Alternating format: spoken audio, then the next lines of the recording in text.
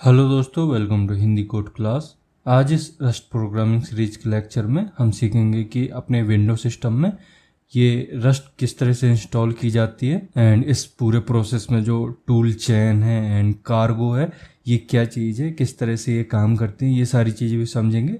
तो चलिए शुरू करते हैं। एंड एक चीज़ मैं यहाँ पर पहले ही क्लियर करना चाह रहा हूँ कि ये जो लेक्चर है ये बिगनर के लिए बहुत ज़्यादा इम्पोर्टेंट होने वाला है, क्योंकि वो इसी लेक्चर के थ्रू अपनी प्रैक्टिकल रस्ट जर्नी को स्टार्ट कर सकता है। ये फर्स्ट स्टेप होता है। मतलब अगर आपको प्रैक्टिकल नॉलेज चाहिए तो सबसे पहले आपको अपना प्रोग्रामिंग लैंग्वेज डाउनलोड करना पड़ेगा एंड देन उसे इंस्टॉल एंड सेटअप करना पड़ेगा। ठीक है। अब अगर बात करें रस्ट की, तो रस्ट को इंस्टॉल करने के लिए बहुत ही हाई एंड कंप्यूटर की ज़रूरत नहीं होती। ऐसा नहीं है कि आपको इसमें बहुत ही हाई फाई सिस्टम की ज़रूरत है।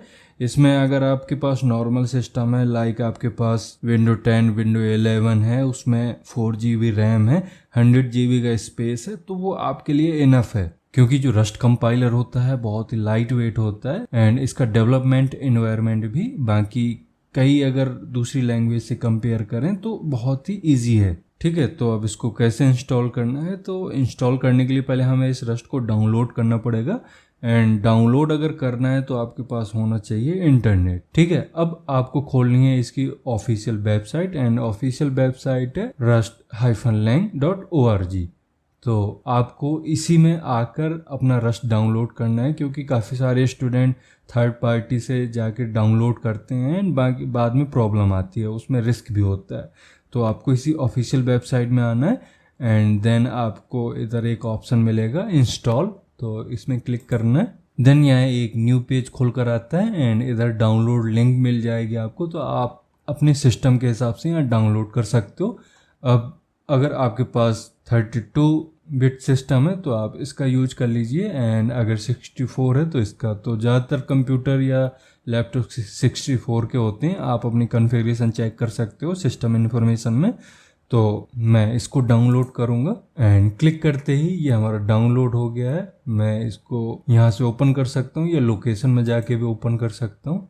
ये रही आपकी फ़ाइल, इसको डबल क्लिक करिए एंड जैसे ही आप डबल क्लिक करते हो ये कंसोल ओपन होता है एंड यहाँ पर ये ऑप्शन दे रहा है कि आपको कौन सा इंस्टॉलर इंस्टॉल करना है। तो यहाँ 3 ऑप्शन दिए हैं, तो हमें यहाँ पर बेसिकली ज़रूरत है individual, academic and open source की, तो हम इसको इंस्टॉल कर लेंगे एंड बाकी की ये भी आप इंस्टॉल कर सकते हो, लेकिन जब इनकी ज़रूरत पड़ेगी। ये basically advance user and enterprise level के जो रियल एप्लीकेशन बनते हैं उनके लिए होता है।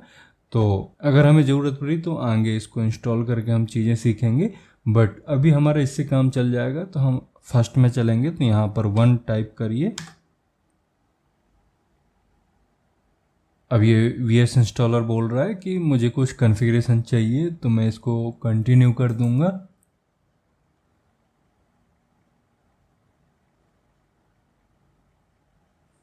इसके बाद इसको कर दीजिए इंस्टॉल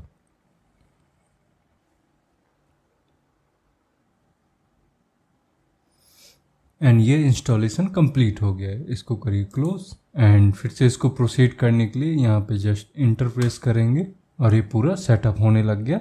ये भी थोड़ा सा टाइम लेगा, इसलिए आपको यहाँ पर थोड़ा पेशेंस रखना पड़ेगा। एंड अब ये हमारा प्रॉपर इंस्टॉल हो गया है। देन आपको करना पड़ेगा इसको चेक कि ये सही से हुआ है या नहीं हुआ है। तो इसके लिए आपको ओपन करना है CMD, यहाँ पर लिखिए रस्ट सी क्या है, ये कंपाइलर का नाम है रस्ट के। देन डैश वर्जन एंड ये आपका कंपाइलर वर्जन आ गया। अब दूसरी चीज़ आपको चेक करनी होती है कार्गो, तो मैं एक बार कार्गो भी चेक करता हूँ इसका वर्जन क्या है। कार्गो का भी सेम वर्जन है, यहाँ पे आपको दोनों दिख रहे होंगे। ठीक है। अब आपके माइंड में एक क्वेश्चन आ रहा होगा कि ये आखिरकार कार्गो क्या है। तो देखो, ये जो कार्गो है ये रस्ट का बहुत ही इंपॉर्टेंट फीचर है। आप इसको फीचर बोल सकते हो या ये बोलिए कि ये रस्ट का बहुत ही इंपॉर्टेंट टूल है जो कि रस्ट के अंदर की सारी चीज़ें हैंडल कर रहा होता है। मतलब एक तरह से आप इसको मैनेजर समझिए जो बहुत सारी चीज़ों के लिए रिस्पॉन्सिबल है। लाइक इसके थ्रू ही प्रोजेक्ट क्रिएट होते हैं। इसके अलावा जो डिपेंडेंसी मैनेजमेंट का काम है वो भी कार्गो ही देखता है। प्रोजेक्ट को बिल्ड करना, रन करना, कंपाइल करना, ये सारी चीज़ें कार्गो ही हैंडल कर रहा होता है। तो कार्गो को आप ऐसे समझ लीजिए जैसे जावा में मैवन एंड ग्रेडल होता था, उसी तरह से यहाँ पर कार्गो उन दोनों का कॉम्बिनेशन है। मतलब जितनी अभी मैंने चीजें बताई वो सब कुछ कार्गो हैंडल करता है। ठीक है, अब नेक्स्ट डाउट जो ज्यादातर स्टूडेंट के दिमाग में आता है इस टाइम पर कि जो रस्ट सी है एंड जो कार्गो है वो सेम ही चीजें हैं, बट ऐसा नहीं है। इधर जो रस्ट सी की मैं बात कर रहा हूँ, मतलब जो कंपाइलर है वो कोड को सिर्फ कंपाइल करता है, मतलब कंपाइल करके उसको मशीन कोड में कन्वर्ट करता है। बट जो कार्गो होता है वो ओवरऑल सारी चीज़ें कर रहा होता है, मतलब कंपाइलेशन भी कार्गो ही हैंडल कर रहा होता है। तो आप ऐसे समझ सकते हो कि कंपाइलेशन का जो प्रोसेस है, मतलब कंपाइलर को जो हिट करने का प्रोसेस है, जो उसको मैनेज करता है, वो कार्गो ही है। तो कार्गो के थ्रू ही आपका कोड कंपाइल हो रहा होता है। ठीक है, ये दो चीजें क्लियर हुई। अब तीसरी चीज आती है रस्ट अप की। मतलब जब हमने रस्ट को डाउनलोड करने के लिए इंस्टॉल पर क्लिक किया था तो वहां पर ऑप्शन आ रहे थे, डाउनलोड लिंक आ रही थी, तो डाउनलोड लिंक में रस्ट अप लिखा हुआ था। तो ये रस्ट अप क्या होता है ये भी आपके दिमाग में आ सकता है, तो मैं इसको भी क्लियर कर देता हूँ। तो रस्ट अप बेसिकली एक टूल चेन मैनेजर होता है जो टूल चेन को मैनेज करने में यूज होता है।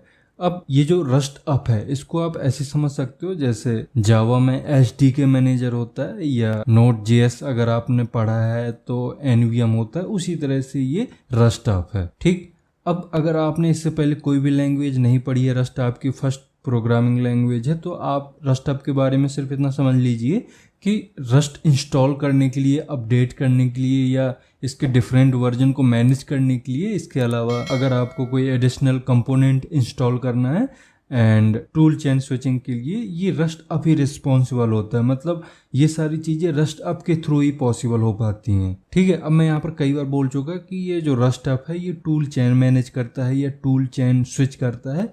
तो ये आखिर टूल चेन क्या होता है? तो देखो, जब भी आप रस्ट को इंस्टॉल करते हो तो ऐसा नहीं होता है कि आप रस्ट का सिर्फ कंपाइलर इंस्टॉल कर रहे हो, इसके अलावा भी बंच ऑफ लाइब्रेरी या मैं कहूँ बंच ऑफ टूल आप इंस्टॉल कर रहे होते हो। एंड ये जो मल्टीपल टूल है, मतलब इनका ये जो ग्रुप है, इसी को बोलते हैं टूल चेन। मतलब ये जो टूल चेन होता है ये टूल का एक ग्रुप होता है जो रस्ट प्रोग्राम को डेवलप, बिल्ड एंड एग्जीक्यूट करने में हेल्प करता है। मतलब इसके लिए ज़रूरी ही होता है, तो आपको ये रस्ट अप का यूज करना ही पड़ेगा। एंड रस्ट अप की वजह से यहाँ पर टूल चेन मैनेज होगी एंड टूल चेन की वजह से ही आपको सारा इकोसिस्टम मिलता है। मतलब आप अपना प्रोग्राम इजीली डेवलप कर सकते हो, बिल्ड कर सकते हो एंड एग्जीक्यूट कर सकते हो। अब इस लेक्चर में अभी इतना ही रहने देते हैं। अब नेक्स्ट लेक्चर में हम इसका जो कंपाइलेशन प्रोसेस है एंड एग्जीक्यूशन प्रोसेस है उसको स्टेप बाय स्टेप देखेंगे। इसके लिए जो भी इंटरनल प्रोसेस काम करते हैं उनको भी मैं एक्सप्लेन करूंगा।